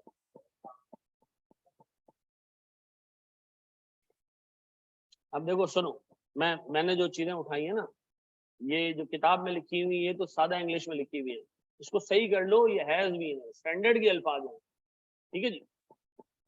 अच्छा जी जनाब, आगे बढ़े हम दोस्त, बढ़ो एक सब आगे जी। डिजाइन पहला पॉइंट आप देखिए, मैं एक एक यहाँ से उठाऊंगा और फिर उसके ऊपर मैं बात करूंगा, ठीक है जी। डिजाइन एंड कंटेंट, ठीक है जी। ना ना सुनो सुनो सुनो, एक ना सिर्फ डिस्कस नहीं करना, अप्लाई भी करते हुए दिखाना, ठीक है जी। सबसे पहले जी काउंटर पार्टी का एड्रेस, किसको भेज रहे हो जी? मैं भेज रहा हूँ जांजेब लिमिटेड को, ठीक है जी। फिर अपना एड्रेस क्यों दे रहे हो?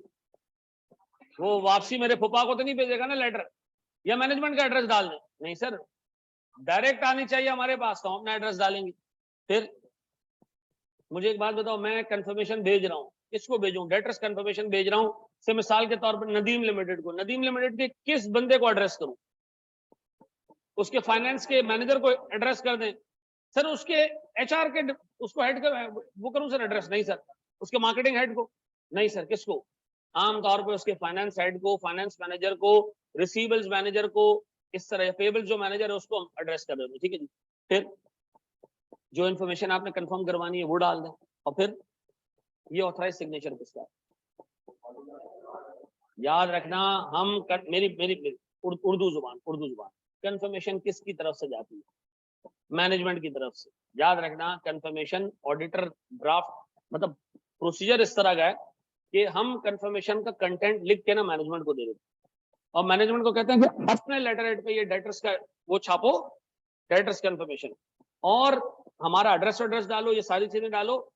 एड्रेस जो ऑडिटर जो वो आ रहा होता है ना, कंफर्मेशन के कंटेंट वो ऐसे लिखे हुए आ रहे होते हैं कि मैनेजमेंट बात कर रही है क्लाइंट से, मैनेजमेंट कहती है हमारे ऑडिटर आए, मैं जान नहीं छोड़ रहे हैं यार, इन्होंने ये बैलेंस कंफर्म करनी है, ये चीजें कंफर्म करनी है, अल्लाह के वास्ते इन्हीं मनुष्यों को डायरेक्ट बता दो। और लेटर के नीचे साइन किसका होता है? मैनेजमेंट का होता है। ये बात समझ आती है? ये बात भेजो बेटा। नहीं बैंक का तो अभी हम आगे देखते हैं ना, हम तो सिर्फ डेटर्स और क्रेडिटर्स को देख रहे हैं ना। सिर्फ बैंक ऐसी कंफर्मेशन है जो किसके लेटर पे जानी चाहिए, वो ऑडिटर के लेटर हेड पे जाए, लेकिन उस पर भी मैनेजमेंट का साइन होता है, ठीक है जी। इसका मतलब है ऑथराइज सिग्नेचर चाहे कोई भी कंफर्मेशन बगैर मैनेजमेंट की इजाजत के नहीं भेज सकते जी, सब इसी में आ जाती है, ठीक है जी। देखिए ये इंश्योरेंस कंपनी नहीं, कंफर्मेशन सिर्फ बैंक की है, ठीक है, इंश्योरेंस नहीं। इसमें वो भेजा हो किसी ने, चपड़गंजू ने, लेकिन आमतौर पर फाइनेंशियल इंस्टीट्यूशन में इंश्योरेंस कंपनी नहीं आती जी। इसमें हाँ हाँ हाँ हाँ, तो ये भी हमने देखना, एक ही कंफर्मेशन लेटर में हम डाल के भेजेंगे ना, या पहले हम उसको एक न्योता भेजें कि हमें कंफर्मेशन आने वाली है, आप जरा इंतजार करें, उसी में हम डाल के भेजेंगे ना प्यारे बच्चों। बुक में ऑडिटर लिखा हुआ है, क्या मतलब बुक में ऑडिटर लिखा हुआ? किस चीज का? नहीं यार, काट दो बेटा, काट दो अल्लाह के वास्ते। ऑथराइज सिग्नेचर ऑफ मैनेजमेंट है, ऑर्डर का क्या काम? अच्छा भाई रुक जाओ ना यार, बच्चे टाइप करते, किताब टीचर बैठ के नहीं टाइप कर रहा होता, गलती होगी तो बता दूंगा, क्या अभी लड़ू उसके ऊपर के नहीं किताब सही है और स्टैंडर्ड गलत है?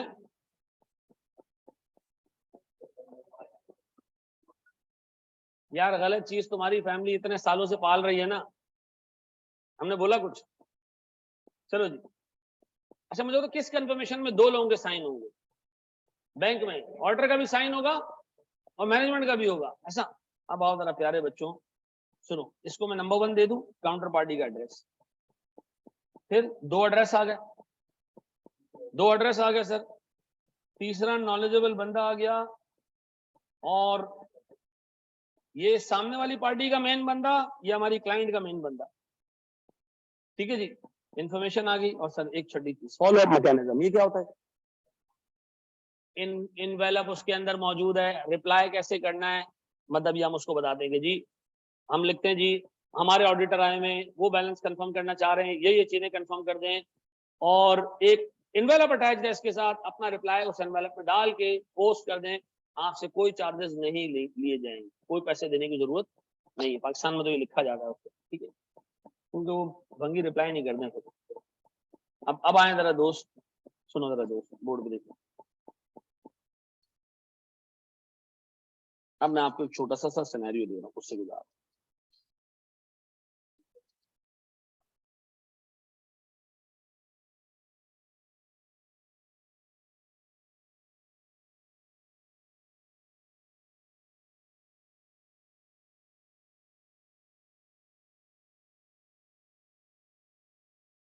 एक सेकंड रुको सर।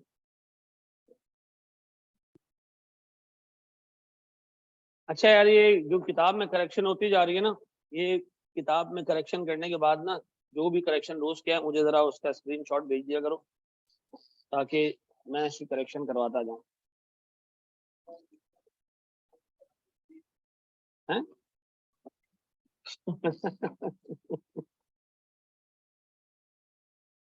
नहीं कर यार वाकई। सर ने कहा था कि बैंक के केस में 2 साल। अच्छा चलो, बेगम ना बन मेरी बात ना दे।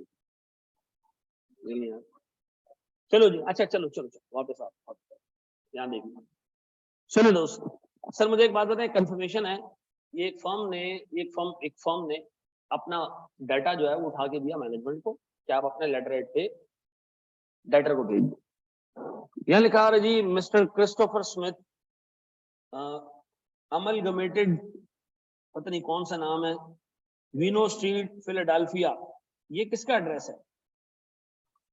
काउंटर पार्टी का मतलब है डेटर का एड्रेस है, ऐसा क्या? यही चीज उसमें लिखी हुई थी, सामने वाले का एड्रेस। फिर नॉलेजेबल पर्सन मिस्टर स्मिथ, ठीक है जी, in connection with an examination of financial statements by our auditors. तो मतलब लिख कौन रही है? मैनेजमेंट लिख रही है। Sir Deloitte Touche certified public auditors, ठीक है जो भी है, 1700 पता नहीं, ये ऑडिटर का एड्रेस है, ये भी फिलाडेल्फिया, ठीक है जी। We would very much appreciate your cooperation in confirming the following information. तो उसने कहा कंफर्मिंग द फॉलोइंग बैलेंस, नहीं, उसने कहा इन्फॉर्मेशन, ऐसा। ये किसका एड्रेस आ गया सर?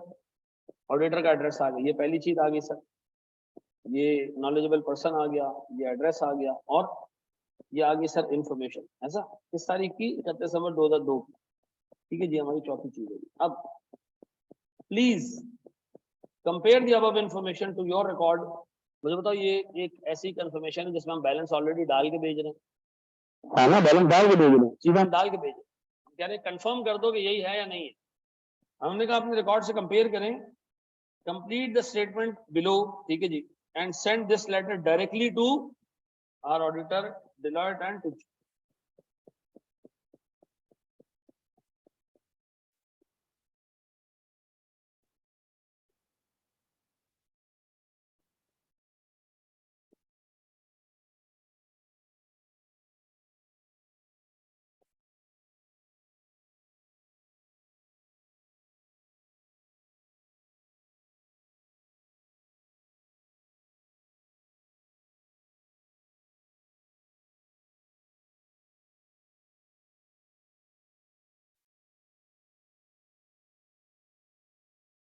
भाई मुझे बताओ कहाँ से आवाज गई है?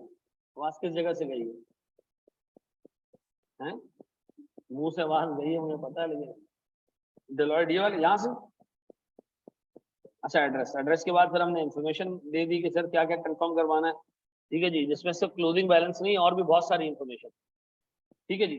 फिर हमने ये लिख दिया कि जनाब एक काम करें, अगर आपके रिकॉर्ड से चीजें मैच करती है तो आप एक काम करें सर, एक एनवेलप इसमें अटैच है जिसपे एड्रेस लिखा हुआ हमारा ऑर्डर का, आप सिंपल उसमें डालें और अल्लाह के वास्ते उनको भेज दें। फिर नीचे आ रहे जी, योर्स ट्रूली जोसेफ गार्डनर। ये कौन? ये जिस क्लाइंट का मैं ऑडिट कर रहा हूँ, जिस कंपनी का मैं ऑडिट कर रहा हूँ, ये उसका जो है वो कंट्रोलर फाइनेंस है, ठीक है जी। और साइन भी किसका आएगा नीचे? कंपनी सिग्नेचर, ठीक है जी। टाइटल का मतलब, सीएफओ है, कौन है भाई? मुझे एक सवाल, मुझे एक वो चाहिए सर, एक एक छोटी सी एक चीज सुन लो, सही मुझे बताओ यहाँ साइन किसके आएंगे? सर जिस कंपनी का मैं ऑडिट कर रहा हूँ उसके साइन आएंगे, वो ऑथराइज करेगा, ऐसा। ये किस कंपनी का वो था, कंफर्मेशन थी? डेलॉइट की तरफ से थी। अच्छा, केपीएमजी की थोड़ी सी डिफरेंट होगी, ऐसा? नहीं सर, ये कंफर्मेशन ऑलमोस्ट एक ही जैसी होती है। मैं आपको एक केपीएमजी की भी दिखा देता हूँ सर, तो वो जूते दिखाता ना, जूता दिखा देते हैं आप।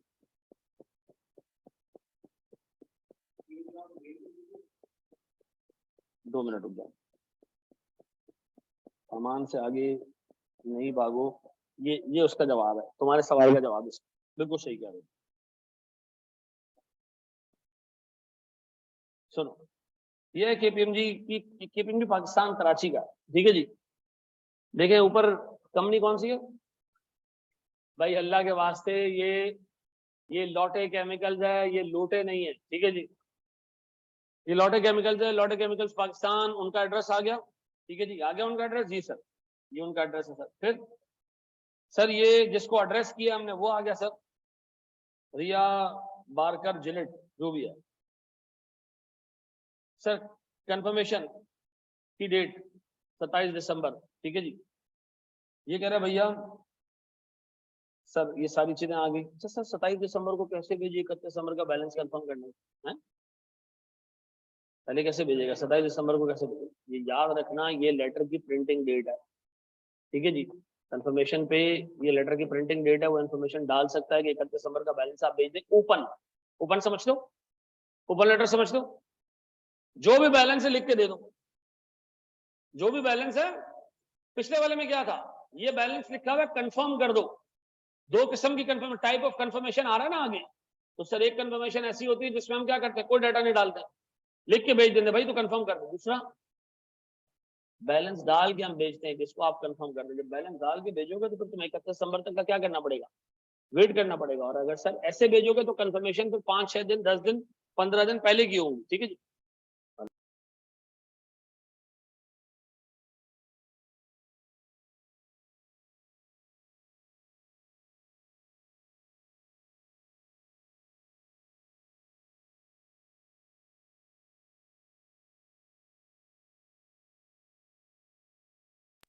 अच्छा जी, ये कह रहे जनाब, आर इंडिपेंडेंट ऑडिटर्स तासीर आदि पता नहीं आप performing audit of the Lotte chemical on this date for the period and connection with फलां फलां, you please furnish to our auditor information requested below, ठीक है जी। और सारी चीजें डाल दी।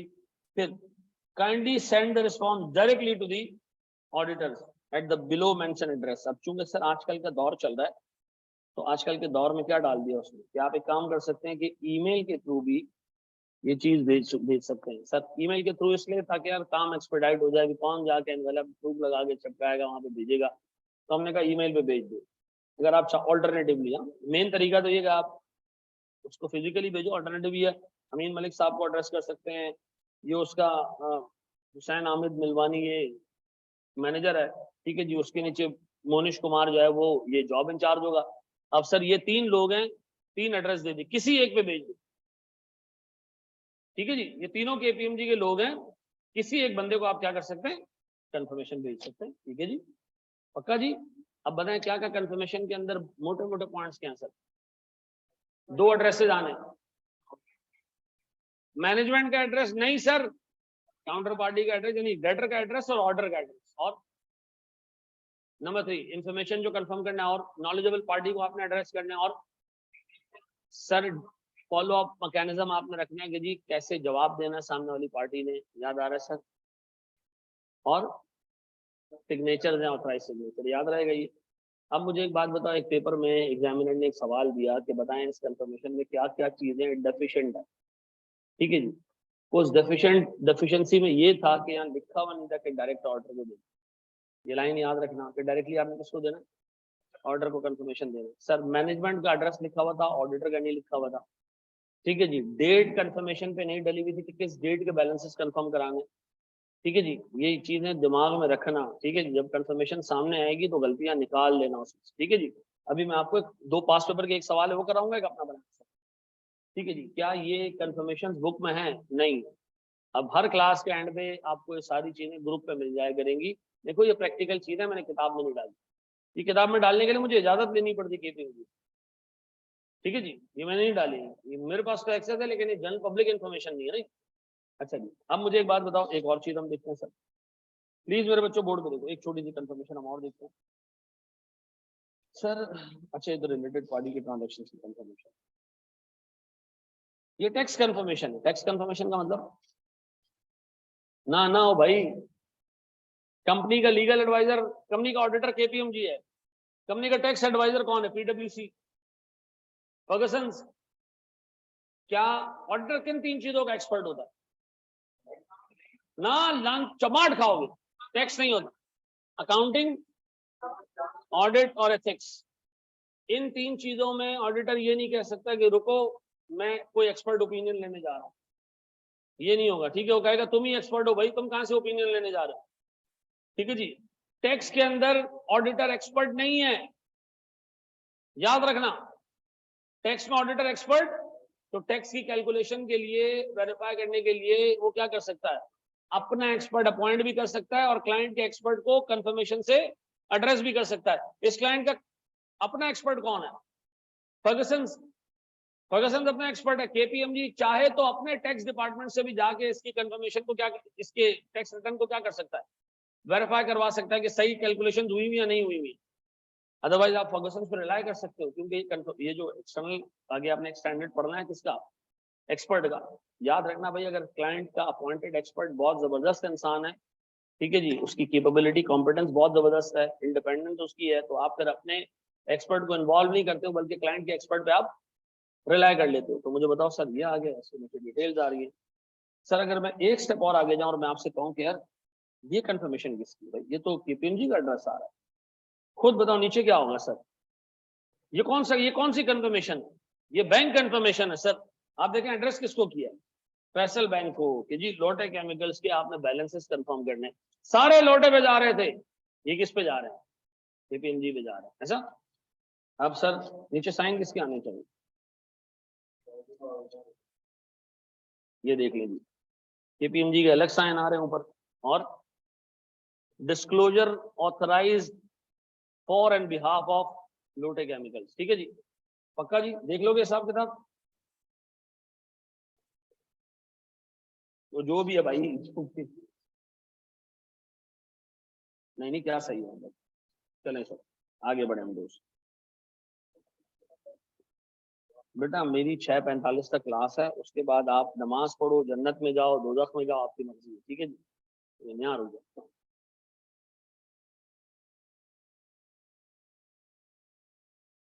मेरे साथ आपने ना ये चक्कर नहीं करना, ठीक है। अब बताओ डिजाइन हो गया सर, डिजाइन में क्या क्या है सर, ये कंटेंट से याद रहेंगे, ये 6 चीजें याद रहेंगी। अब मैंने आपको बता 4 चीजें याद करने के लिए एक दी है, और 6 चीजें मैंने आपको याद करने के लिए दूसरी दी है। फिर आगे बढ़ो दोस्त। अब हम क्या कर रहे हैं, टाइमिंग हमारे पास अभी है 9 मिनट है, इसको हम आधा डिस्कस कर लेंगे सर, प्लीज सुनो। देखो कंफर्मेशन आम तौर पे बैलेंस शीट आइटम्स के लिए और पीएनएल आइटम्स के लिए भेजी जाती है, ठीक है जी। तो चूंकि हम अपने ऑडिट में कवर कर रहे होते हैं पीरियड पूरे साल का, तो जो ट्रांजेक्शन हम कंफर्म कर रहे होते हैं ना कंफर्मेशन के थ्रू, वो पूरे साल की होनी चाहिए, ठीक है। और बैलेंस जो कंफर्म कर रहे हो, बैलेंस शीट, क्योंकि बैलेंस शीट साल के एंड पे बनती है, तो तुम जिस फिगर को कंफर्म कर रहे हो वो साल के एंड की होनी चाहिए। इसका मतलब है सर, अगर आप बैलेंस कंफर्मेशन पे कोई बैलेंस कंफर्म कर रहे हो, it should be year and balance, और जो ट्रांजेक्शन कंफर्म कर रहे हो वो पूरे साल की होनी चाहिए। लेकिन हैविंग सेड दिस, आप इंटरिम डेट पे भी कंफर्मेशन भेज सकते हो, ऐसा। अब मैं आपसे एक सवाल पूछ रहा हूँ, क्या मैनेजमेंट आपको कंफर्मेशन भेजने से रोक सकती है, क्या मैनेजमेंट आपकी कंफर्मेशन की टाइमिंग चेंज कर सकती है? यस सर, आपको कहना इंटरिम पे भेज दो, आपको इंटरिम पे भेज दो, ठीक है। वो आपकी मर्जी है कि आप इंटरिम पे कौन सी डेट डिसाइड करते हो, लेकिन वो आपको मना कर सकती है कि इस डेट पे ना भेजो। अब मैं फिर एक सवाल पूछ रहा हूँ, मैनेजमेंट आपको किसी डेट पे कंफर्मेशन भेजने से मना करे, आप मना हो सकते हैं, मना होंगे? Yes sir. मैनेजमेंट किसी बंदे को कंफर्मेशन भेजने से मना करे, आप मना होंगे? यस सर, ठीक है जी। अब बताएं जी, याद रखिएगा sir, if it is the balance sheet item and reporting date will be appropriate. किसी चीज को आप कंफर्म करो अगर वो बैलेंस शीट आइटम है, ठीक है जी, ड्यू टू स्ट्रिक्ट डेडलाइन और other issues, external confirmation can be sent at an interim date. अभी आपके ऊपर भी स्टैंडर्ड इजाजत दी है, अगर आपको लगता है ईयर एंड के बाद इतना टाइम नहीं होगा, चलिए वो कंफर्मेशन जाती है ना, फिर फॉलो अप होता है, फोन हो रहे होते हैं, सर वो कंफर्मेशन, अल्लाह के वास्ते कंफर्मेशन दे दो भाई, अल्लाह के वास्ते दे दो भाई, अल्लाह के वास्ते दे दो। तो कंफर्मेशन के लिए ख्वार होना पड़ता है ऑडिटर, ठीक है जी। याद रखना सारी कंफर्मेशन का जवाब नहीं आता, लेकिन ऑर्डर ये इंश्योर करता है कि बड़ी बड़ी कंफर्मेशन का एटलीस्ट जवाब आ जाए, जिनमें मटीरियलिटी ज्यादा है। तो अच्छा, फिर स्ट्रिक्ट डेडलाइन है सर, हमें लगता है कि यार ईयर एंड के बाद हम कंफर्मेशन देने अगर बैठ गए ना तो मसला हो जाए। जैसे म्यूचुअल फंड है, मिसाल दे रहा हूँ, मिसाल वैसे सही नहीं है लेकिन मैं आपको फिर भी दे देता हूँ। म्यूचुअल फंड में आमतौर पर डेटर्स नहीं होते, ठीक है जी। जैसे म्यूचुअल फंड है, एक कंपनी है, लॉ कहता है जी जैसे ईयर एंड खत्म होना विद इन 7 ईयर्स आपने चीजें फाइनलाइज करनी है, 7 दिनों के अंदर आपने जो है ना वो रिपोर्ट देनी है। 7 दिनों में रिपोर्ट देने का मतलब समझते हो कि अगर कंफर्मेशन गई तो फिर बड़ा मामला क्या हो जाएगा, आउट हो जाएगा। तो ऐसे होता है कि कंफर्म डेटर्स इतने ज्यादा नहीं होते, उसमें थोड़े से डेटर्स होते हैं 4-5, उनको कंफर्मेशन जाती है, क्लाइंट के गले पे छुरी पड़ी हुई होती है कि जल्दी से इसका रिप्लाई मंगवाओ, ठीक है जी, फौरन फौरन, क्योंकि अगले 6 दिनों में क्या करना है, रिपोर्ट साइन करनी है। तो सर हमारी तो हालत टाइट होती है कि हमने ऑडिट प्रोसीजर करने, लेकिन क्लाइंट की भी हम हवा टाइट करके रखते हैं। कैसे भाई, अगर तुम नहीं दोगे तो फिर मैं ऑडिट रिपोर्ट साइन नहीं करूंगा। अब बता, स्ट्रिक्ट डेडलाइन की वजह से क्या मैं एक्सटर्नल कंफर्मेशन की टाइमिंग चेंज कर सकता हूँ? बिल्कुल, तो मसला नहीं है। अच्छा जी, अब देखें मिसाल के तौर पर सर हम 31 दिसंबर को ईयर एंड है हमारा, और हम 31 अक्टूबर को कंफर्मेशन भेजने जा रहे हैं। 31 अक्टूबर की डेट पे मेरा एक सवाल है, ये कंफर्मेशन ईयर एंड से पहले भेजी जाएगी? हाँ, मुझे बताओ तुम ऑडिट रिपोर्ट में क्या लिखोगे? हमने कंपनी के फाइनेंशियल स्टेटमेंट्स कहाँ तक देखे? 31 अक्टूबर तक या 31 दिसंबर तक? तो फिर इसका मतलब ऑडिट एविडेंस भी 31 दिसंबर तक कलेक्ट होना है। तो अगर आपने कंफर्मेशन इस डेट पे भेज दी तो प्यारा भाई, ये जो बाद वाली चीज है इसको कौन कंफर्म करेंगे? नहीं सर, इसको भी हम कंफर्म करेंगे, लेकिन अब ये कंफर्मेशन से नहीं बल्कि इन इन ट्रांजेक्शन्स को ऑल्टरनेटिव प्रोसीजर से कवर करने की कोशिश करें। ऐसा? तो बताओ ईयर एंड के ऊपर हम क्या करेंगे? सॉरी, 31 अक्टूबर तक के बैलेंस को तो हम कंफर्म कर लेंगे, लेकिन उसके बाद हम क्या करेंगे, ये इंश्योर करेंगे कि ये जो ट्रांजैक्शन आ रही जो 31 दिसंबर और 31 अक्टूबर के बीच में, सर ये मटीरियली मिसस्टेटेड नहीं होनी चाहिए। और इसके लिए हमें क्या करना पड़ेगा, वो पूरा एक प्रोसीजर है जो आपको याद करना पड़ेगा, और हमारे पास अब इतना टाइम बचा नहीं है कि हम उसको खोलें। आज आपने 4 लोगों को कंफर्मेशन जिनको स्किप किया जा सकता है वो दिमाग में रखने हैं, कंटेंट्स आपने दिमाग में रखने, और जितनी मैंने चीजें आपको बताई ये आप लोगों ने अपने भेजे में घुसा के रखनी है पक्का। आपको अभी थोड़ी देर में ना ग्रुप के ऊपर ये जो स्लाइड्स हमने पढ़ी है ये मिल जाएंगी आपको, और जो मैंने कंफर्मेशन सारी आपके सामने रखी थी ये आपको मिली। ठीक है जी, थैंक यू वेरी मच।